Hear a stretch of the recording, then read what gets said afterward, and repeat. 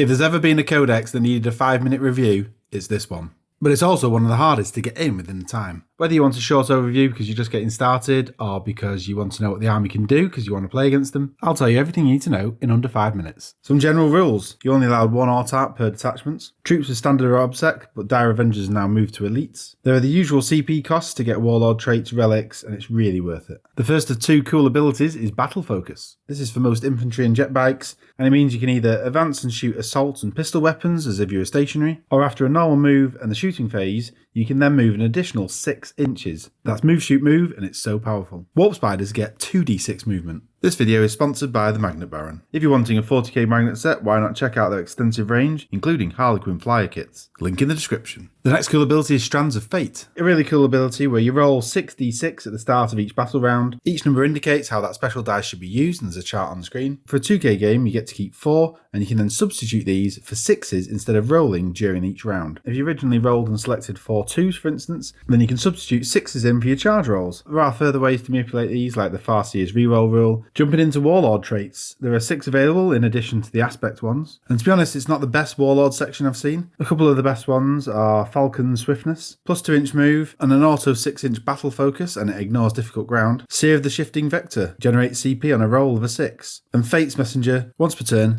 a failed save into 0 damage. Relics, there are 8 primary relics and 8 more aspect ones, which you can have 2 for 1 CP. Also not the best of relic sections I've ever seen. A few of the best ones though are Phoenix Gem. The bearer can get back up after dying on a 2+ with D3 moves. And Falchi's Wing, gain a 12-inch move and fly, plus you can deal D3 mortal wounds on a 2+ when you fly over units. There are 5 different Craftworlds available, and there are custom options as well. You get a buff, a trait, relic, and a stratagem. You don't get these if you choose the custom options. And there's 2 really good standout ones, and this is Uthway. Their buff is you get to reroll 1 wound per attack, +1 to cast in the first spell for each turn, a 6+ invuln, and a 5+ save on mortal wounds. The Warlord trait is Fate Reader, and you can keep 1 additional Strands of Fate dice. The relic allows a Psyker to know an extra power, and casts of 9+ can't be denied. The Strat Discipline of the Black Guardian for 1 CP gives +1 to hit for a Guardian unit. Really strong Craftworld this, I expect this to be played a lot. The next one that's quite strong is Bealtan. The buff is Advance and Battle Focus with an auto min 3 inches. Natural Leader Warlord trait allows reroll hits for a unit. Again, the relic gives the Psyker an extra power and reroll a power per turn. And the Strat Wrath of the Shrines for 1 CP, exploding 6s to hit for Aspect Warriors. They're particularly the best 2, but I'll leave the others on screen so you can pause and read them as well. As with all the codexes, you get a points-based upgrades, and this is for EXARCHs.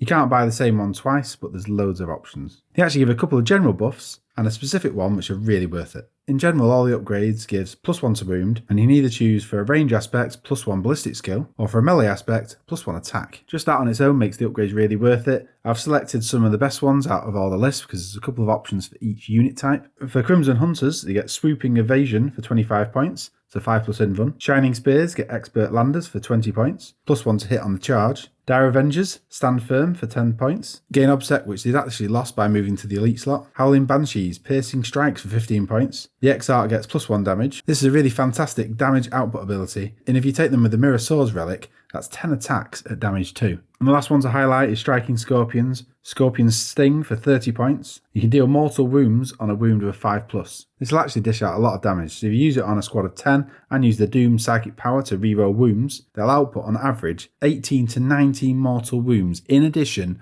on a fight phase. And I'll show the best of the rest here if you want to pause. There's loads of psychic powers in this book which you'd expect from the Eldari. You've got the Runes of Fate for the Farseers only, Runes of Fortune for Spirit Seers and Farseers, and Runes of Battle for Warlocks and Spirit Seers. These last ones are really fun as you can either choose a buff or a nerf from the choice. Selecting just a few of the good ones, you've got a Guide for Warp Charge 6 reroll hits, Fortune Warp Charge 6, give out a 5+ feel no pain, Fateful Divergence for Warp Charge 6, that's gain a CP, Ghost Walk for Warp Charge 5, +2 to charge. Embolden or Horrify, this is one of the buff nerf options for Warp Charge 7. You can either fight first or cause your opponents to fight last. And Empower or Envenerate for Warp Charge 7, that's +1 to wound, or give out a -1 to wound for your enemy. Quite a detailed stratagem section, a lot of them you can use across different factions. There's a total of 30, really powerful options, and you're going to spend a lot of CP. But I'm going to pull out just a few key ones again. Matchless Agility for 1 CP, it's auto move 6 inches for Battle Focus. The Phoenix Reborn for 1 CP. A Phoenix Lord can get back up on a 4+ with D3 wounds. Battle Psychers for 2 CP. You can use both the buff and the nerf when casting your Runes of Battle powers. So your unit can get a +1 to wound, and the enemy can get a -1 to wound. Feigned Retreat for 1 and 2 CP. Fall back and shoot or charge. or if you do both, 2CP. And the classic Fire and Fave for 2CP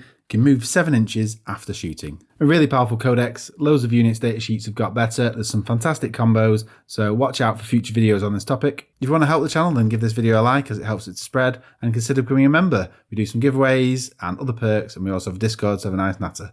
See you again soon, bye.